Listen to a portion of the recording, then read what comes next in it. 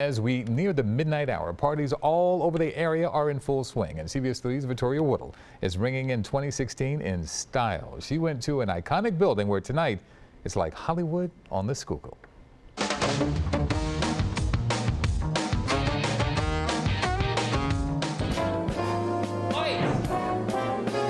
Cue the dress rehearsal. 50-plus cast and crew are staging this iconic building to feel like the sets of Hollywood. Action! It's vintage Hollywood, New Year's Eve at Waterworks. For one night only, let us take you behind the velvet ropes of the biggest night of the year. Really want them to be transported to a different place. Meet the visionary behind the lens, our director. We did several different rooms, different time periods. So we started with silent films, then we have a Casablanca bar, and then we moved to the ballroom, which was Hitchcock, which is 1950s, early 60s. Keep those credits rolling with the executive producer who scouted the Waterworks and its it factor years ago. I would come home from the Poconos, I'd drive by here all the time, and I would just see this amazing building just sitting under the art museum and think, well, someday I have to do events there. This is one of the first parties tonight. Of course I had to ask. What will you be wearing?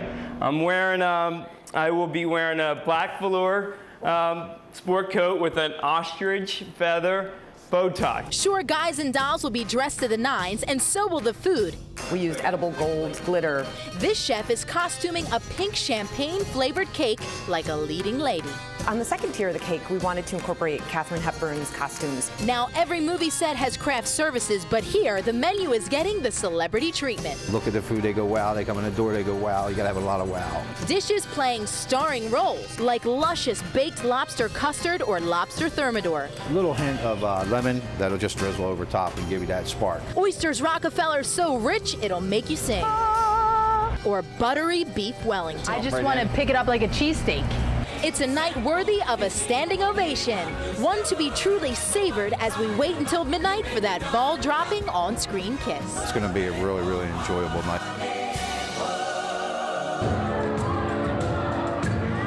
No need for a standing ovation because everyone here is on their feet. They are dancing. That's right, everyone. It is New Year's Eve. We are live, and we are getting decked out to the nines, celebrating Hollywood, celebrating vintage Hollywood, right over the Schuylkill River. Yuki, can you believe it? The balloons are ready. We're on our countdown. I mean, I have to tell you, I feel like you're missing out. I feel like I need you. I am missing out, but I'm loving the sight. With me. She needs a date. Uh-oh. That's for you. All right, pretend I'm there. That's fantastic. Oh, there you go. I've got two left feet, so watch out. I've got two left feet. Thanks, Tori. Appreciate it so much. Happy New Year. And in the CBS 3 exclusive tonight, Vittoria Woodill was the only television reporter to take the challenge. Tonight, she shows you firsthand and up close how amazing, well, I think it was amazing, it was to rappel down the side of a building. Young lady? Amazing, yes. Okay. Terrifying, yes. I admit I had some reservations, but I could not resist the chance to take a walk off the wild side. Wow.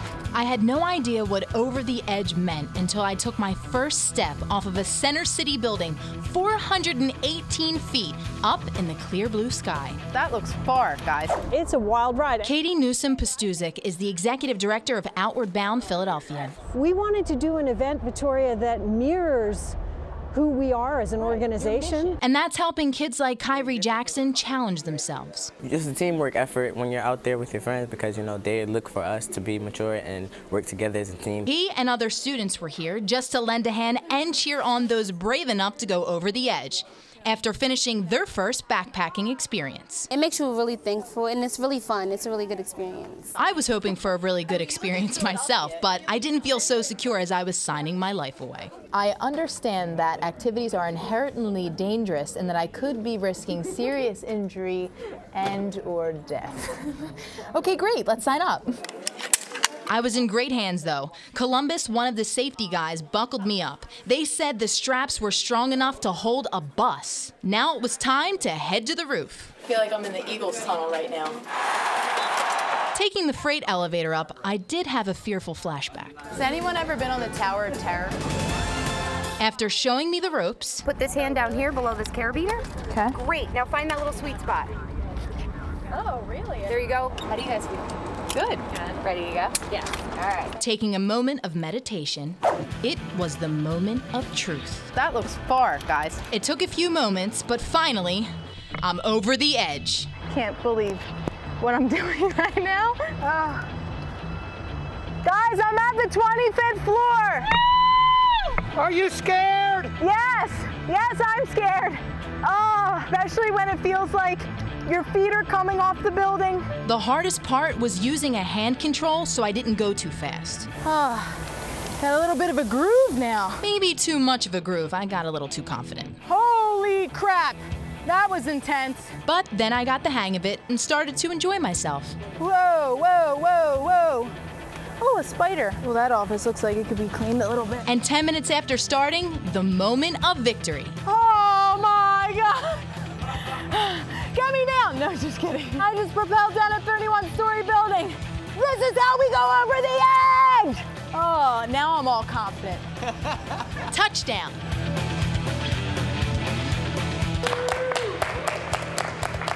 I can say I did it. I did it!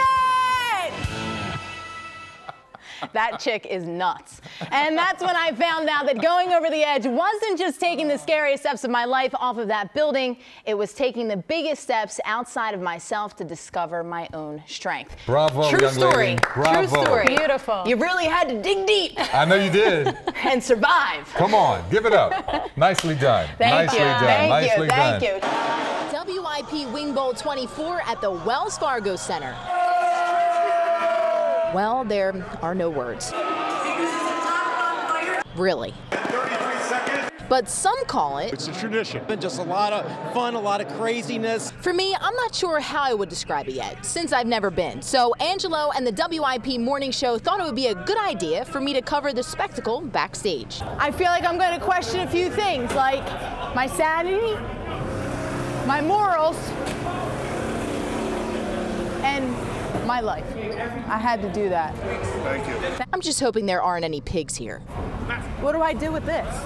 With floats, costumes, and lots not left to the imagination, there's a surprise down every corner behind the scenes.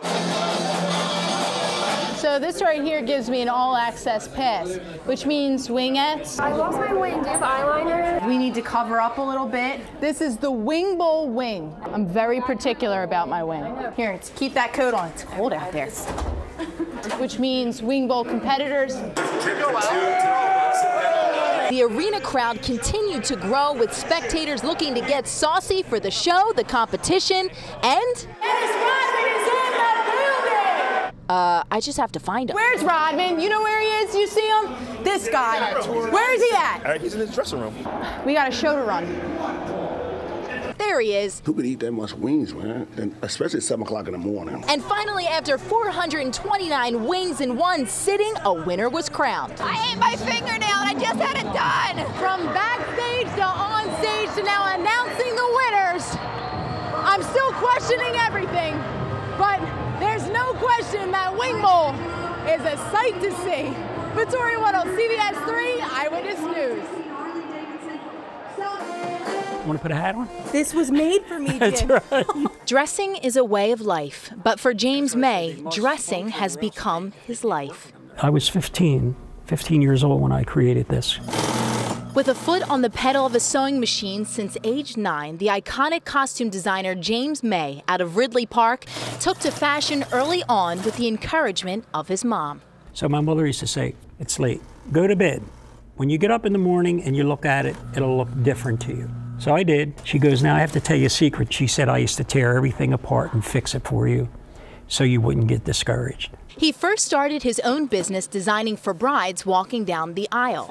But one phone call years ago led him on a colorful new path where his dresses wouldn't walk, they would strut. Now, I got a call in September from a friend of mine saying that the Durning String Band needed a costumer. I said, would you like to do a string band? And they said, yeah. For 44 years, James has been the top tailor for the many mummers who have dazzled us all for decades on New Year's Day. And then we started with Frailinger, Quaker, Furco, South Philly, Avalon. And his head-to-toe designs have innovated the ever-elaborate mummer with a certain sought-after flair. The fellas used to come here and they'd say, we want the Jimmy May sway. because when they were walking, you know, Yes, it it moves, and when they were walking up to the judges' stand, they were just moving, and they'd say, "We want the Jimmy May sway." Color, sparkle, quality, movement is what formed his long-standing, respected reputation in the industry and added life to our favorite Mummer memories. Well, there's Quaker with the Eskimos. And the ironic thing about that year is when they were in front of the judges' stand, it started to snow. When it snowed, I said, came right from heaven. This year will prove to be one of James's most memorable because it will be his last. James May is retiring. What do you think next year's going to feel like? There's nothing that I can do that ever takes the place of this. And with the love in his heart, James is taking a bittersweet final strut, but he's going out on top. It's always good to go out on a high note. And in style. That's right. Now, there is no way Mr. May is giving up designing those gorgeous costumes cold turkey. He said he will be taking on one group next year, and we all will have to wait and see who it will be. Two things that I learned. One, his favorite color is aqua blue. Now, you'd think out of all of those colors, I was wondering, what's his favorite color? Yeah. Two, he made Yuki a onesie. Years ago, I know the May family. A onesie. Like a baby's onesie. There was an eagle bet, and I said I'd wear a onesie of something. I can't remember. So he made me a onesie, and I was live on TV wearing a onesie. Well, your dream's coming true. He's going to make you one again. No, I don't know. But he might after seeing this. He's Best of love to the May family and James. That was nicely done. Thank you. Philadelphia was the latest stop for rock and roll icon Steven Tyler today. He's crossing over, so to speak, with a new musical project. And of course, who better to send to find out about what's happening with the rock star than our own Vittoria Woodill. When someone tells you you're about to meet Steven Tyler, you pretty much lose your mind. Eventually, I want to know how to mesmerize people with my hands. But you prepare. Oh, my scarf. Oh, I need my scarf. You try to play it cool. I don't really know what to expect. And then he walks this way. Everybody, Steven Tyler.